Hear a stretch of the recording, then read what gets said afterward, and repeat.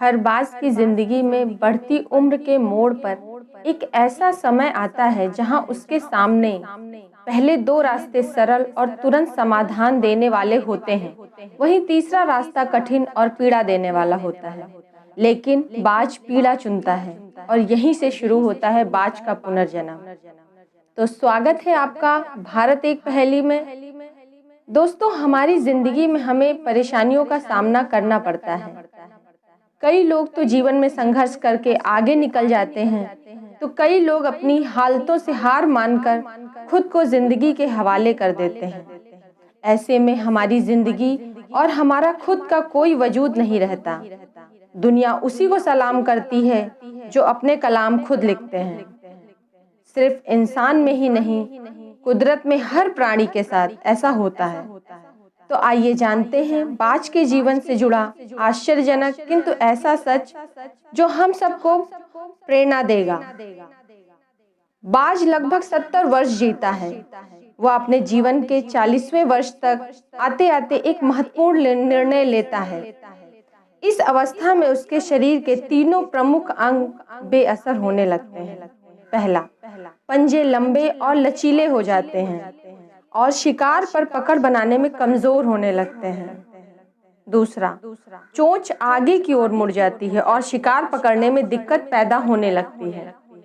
पंख भारी हो जाते हैं और सीने से चिपकने के कारण पूरे खुल नहीं पाते। उड़ानें सीमित कर देते हैं। भोजन ढूंढना, भोजन पकड़ना और भोजन खाना, तीनों प्रक्रियाएं अपनी धार खोने लगती हैं।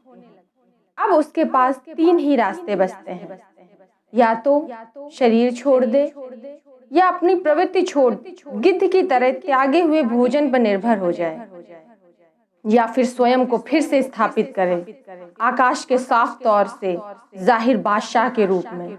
जहां पहले दो रास्ते सरल और तुरंत समाधान देने वाले हैं, वहीं तीसरा रास्ता कठिन और पीड़ा देने वाला है। बाज पीड़ा चुनता है और स्वयं को फिर से स्थापित करता है। वह किसी ऊंचे पहाड़ पर जाता है, एकांत में अपना घोंसला बनाता है और तब शुरू करता है पूरी प्रक्रिया। सबसे पहले वह अपनी चोंच को चट्टान पर मार मार के तोड़ देता है। अपनी चोंच तोड़ने से पीड़ादायक और कुछ भी नहीं है पक्षीराज के लिए। अब वह इंतजार करता है चोंच के फिर से आने की। उसके बाद वह अपने पंजे भी उसी प्रकार तोड़ देता है और इंतजार करता है पंजों के दोबारा उगाने का। नई चोंच और पंजे आने के बाद अब वह अपने भारी पंखों को एक एक कर नोच के निकालता है। भयंकर पीड़ा होती है और प्रतीक्षा करता है पंखों के दोबारा उगाने का। 150 दिन की पीड़ा और इंतजार, और तब उसे मिलती है वही भव्य ऊंची उड़ान। पहले जैसी नहीं, इस पुनर्स्थापना के बाद अब वह 30 साल और जीता है, ऊर्जा, सम्मान और गरिमा के साथ।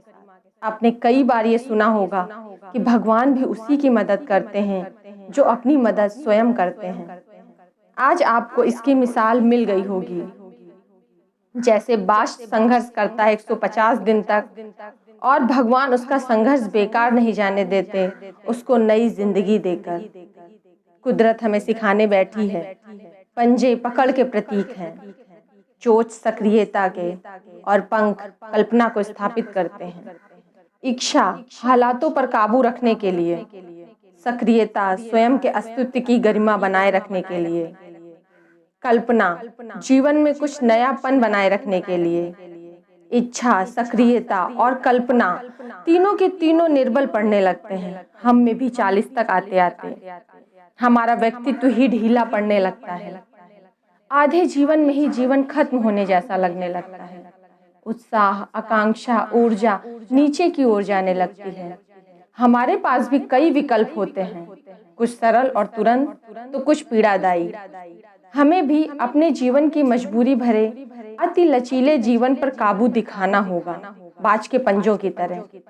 हमें भी आलस पैदा करने वाली वक्र मानसिकता को त्याग कर ऊर्जा से भरी सक्रियता दिखानी होगी, बाज की चोंच की तरह। हमें भी भूतकाल के जकड़े अस्तित्व के भारीपन को कल्पना की आजाद उड़ानें भरनी होंगी। बाज के पंखों की तरह। 150 दिन ना सही तो 1 माह ही बिताया जाए स्वयं को दोबारा स्थापित करने के लिए। जो शरीर और मन से चिपका हुआ है उसे तोड़ने और नोचने में पीड़ा तो होगी। बाज तब उड़ान भरने को तैयार होंगे। इस बार उड़ानें और ऊंची होंगी, अनुभवी होंगी और अनंत की ओर जाएंगी। जीत तक जंग जारी रहेगी।